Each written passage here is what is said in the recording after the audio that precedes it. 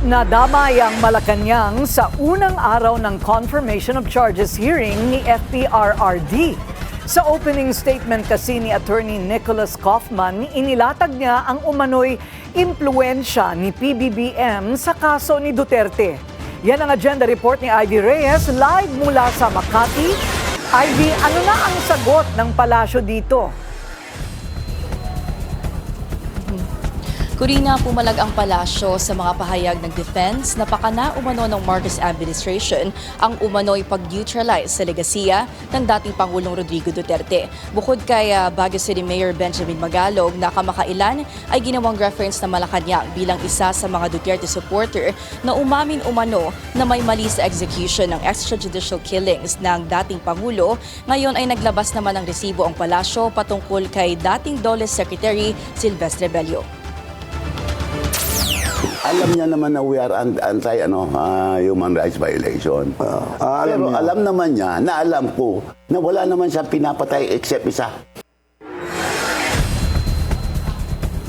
Sa The Spokes ng Billionaire News Channel, inamin ni Bello na hindi niya na matandaan kung anong pangalan ang napatay umano ni FPRRD. Pero isang bata raw ito na umano'y addict. That is a young boy, addict. Kasi nung I was telling you about that addict who killed a lot of people inside the Huna village, I know that place. Sinakay yan sa nung nahuli, sinakay sa chopper. Nung nandun sa chopper, binunutan yung piloto.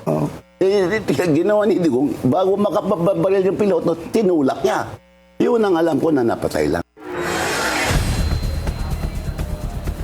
Banat din ng palasyo, tila ang legal counsel ni Duterte na si Attorney Nicholas Kaufman ang parang may cognitive impairment at hindi ang dating Pangulo dahil mali-mali umano ang timeline na ipinepresenta ni Kaufman sa International Criminal Court o ICC.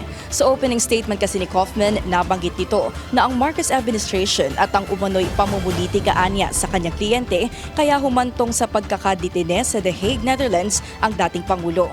Ayon kay Castro, 2017 pa na i-file sa ICC ang kaso at private citizen pa nito si Pangulong Bongbong Marcos kaya paano raw na magiging pag-atake ito ng administrasyon.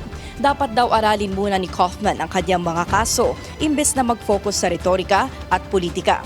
Dagdag ng Palace Press Officer, mula sa bibig ni Bello ang kanyang sinabi kaya bakit hindi siya paniniwalaan.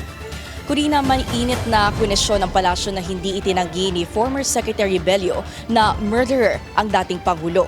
At dagdag pa ni Castro, bilang kapwa-abogado, hindi raw ba dapat ay pinaimbestigahan ito ni dating Secretary Bello lalo't alam naman pala niya na bata ang napatay. Samantala hanggang ngayon ay wala pa ring update at balita kung babalik ba o manunumbalik ang Pilipinas sa Rome Statute sa kabila ng patuloy na panawagan ng Malacanang for accountability and transparency. Sa ngayon, yan muna mula sa panig ng Malacanang. Balik sa iyo, Corina. Ang pagkakaalam natin, si Ginoong Bello ay kaalyado ni Pangulong Duterte. Ano ang lumalabas ngayon sa kanyang mga pananalita na mismong si Pangulong Duterte ay pumatay ng isang tao?